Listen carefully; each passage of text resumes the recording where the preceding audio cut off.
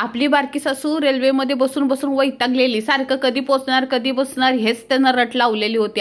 ट्रेनमध्ये दिवसाचा प्रवास म्हणजे लय मोठा भला मोठा दिवस वाटत होता. बसून बसून लागलेल्या भुका, जेवण काही घरनं नव्हतं नेलं, लवकर निघालेलो ना, मग काय रेल्वेमध्येच ऑर्डर केली.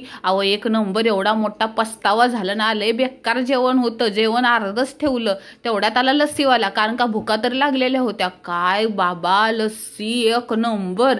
सातारामध्ये पोचायच्या अगोदरच गारगार लस्सी बघा प्यायला भेटली. जी ताणून दिली ना, ती 4 वाजताच बघा झोप उघडली बाबा. 4 वाजता उठून बघतोय तर अख्खी ट्रेन आपल्या बाप्पाचीच झालेली, कारण का रेल्वेमध्ये कोणच नव्हतं राव. सगळी मोकळी इथनं तिथनं पाक मोकळीच.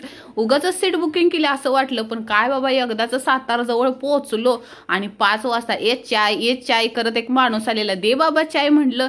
त्याच्यावर एक गुड्डेवाला बिस्किट पण घेतला. गुड्डे तर आपला भारीच झालेला होता.